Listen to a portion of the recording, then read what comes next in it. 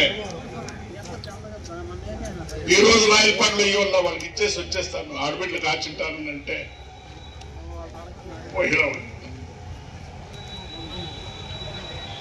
ఎట్లుంటుంది నా మనసు?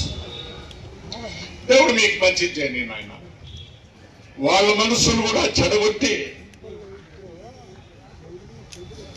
అట్లా ఆడబిడ్డలను కూడా చేస్తారు కదా. మీరు చెప్పింది చిన్న అబద్ధం. అప్పు వదే అయిపోతుంది. వడ్డీ లేకుండా అప్పిస్తే దాన్ని వదే చేయమని అడిగితే మన మనుషులు సంఘాలే లేవు. లేని సంఘాల పేర్లో అప్పులు, లేని సంఘాల పేర్లో వడ్డీ కావాలని అడిగేది. ఎవడన్నా ఇక్కడ దొంగతనం చేస్తే పోలీసు వాళ్ళు నేర్చుకొని పోతారు. ఎవడన్నా మీకు 5,000 10,000 బాకీ ఉంటే ఈదిలో పెట్టుకొని గలాటలు చేస్తారు, పొడిసెలు దానికి పోతారు. ఎంత ఎంత దుడ్డు దురుపయోగం అంటే 7 సుంకలు మంది కాకుండా చేయొద్దు. వారంలోనే రాయలపాడు పోలీస్ స్టేషన్ లో కంప్లైంట్ ఇచ్చి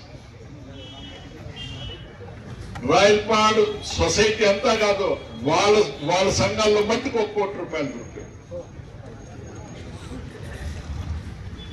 ఇంకా ఎక్కడెక్కడ ఏమేమైందో తెలియదు. నా కారులో ఒకనాడు నా భార్య కూర్చోండా, నా పిఎల్కి వెళ్తూ ఒకనాడు నా భార్య మాట్లాడిందా, నాకు ఈ సొమ్ము కావాలా, ఈ బంగ్లా కావాలా, ఈ సుఖం కావాలని అడిగిందా. తనకు సాగు దగ్గరికి వచ్చిందని తెలిసి కూడా నువ్వు పోయి ఈ పని చేయి, ప్రజలకు చేయి అని చెప్పిన మహాతల్లి తోడు మీకు కొట్టకుండా ఉండదు. ఎవరైతే ఈ దుడ్డు మీరు తిన్నారో, ఎవరైతే ఈ డబ్బును మీరు దురుపయోగపెట్టినారో మీరు సర్వనాశనం. ఇది లక్ష్మీ నరసింహ స్వామి పాదాల దగ్గర నేను చెప్తా ఉన్నా. లేదు మీరు తినలేదు కదా, మీరు సాచా కదా, రాండి లక్ష్మీ నరసింహ స్వామి దగ్గరికి చేయండి. ప్రమాణం ఉందా శక్తి?